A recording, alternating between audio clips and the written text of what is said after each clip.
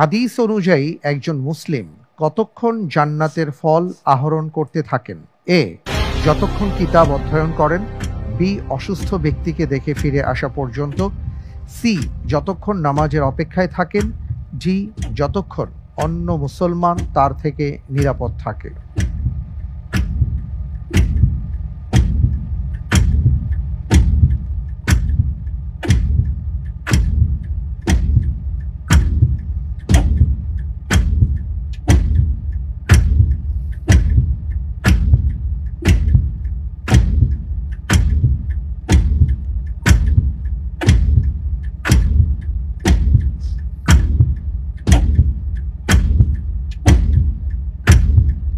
আলহামদুলিল্লাহ, আমি প্রশ্নের উত্তর হিসেবে বেছে নিচ্ছি অপশন বি, অসুস্থ ব্যক্তিকে দেখে ফিরে আসা পর্যন্ত। প্রেস করা হোক অপশন বি, অসুস্থ ব্যক্তিকে দেখে ফিরে আসা পর্যন্ত। আপনি একেবারে শেষ পর্যায়ে এসে আপনি মূলত এই অপশনটি বাছাই করেছেন। আপনি কি এটা চিন্তা থেকে বলেছেন নাকি পড়াশোনা করা ছিল এই ব্যাপারটি? এটা পড়ার মধ্যে পড়েছিলাম, এরকমই একটা হাদিস পড়েছি। আচ্ছা,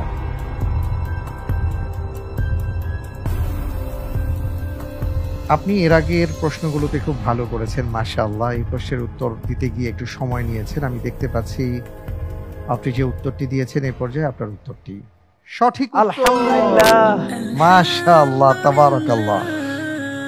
সাওবান রাদিয়াল্লাহু তাআলা আনহু থেকে বর্ণিত যে রাসূল সাল্লাল্লাহু আলাইহি ওয়াসাল্লাম বলেছেন, যখন কোনো মুসলিম তিনি তার অন্য কোনো ভাই যিনি রোগ শোকে ভুগছেন তাকে দেখতে যান, তো না ফেরা পর্যন্ত তিনি খোরফার মধ্যে থাকেন।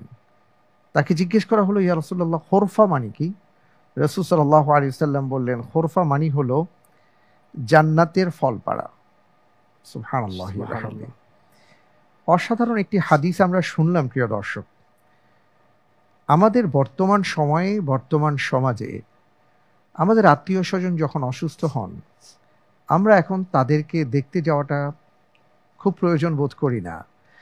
আজকের এই ভার্চুয়াল জগতে প্রবেশ করে আমরা মনে করি যে টেলিফোনে বা মোবাইলে হাই হ্যালো করলেই আমাদের হয়ে গেল।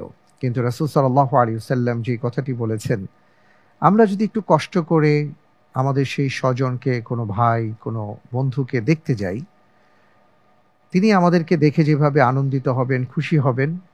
আবার রাসূল সাল্লাল্লাহু আলাইহি ওয়াসাল্লাম আমাদেরকে ঘোষণা দিয়েছেন যে কেউ যখন দেখতে যাবে, যতক্ষণ পর্যন্ত অবস্থান করবেন ততক্ষণ পর্যন্ত তিনি যেন জান্নাতে ফল পাচ্ছেন।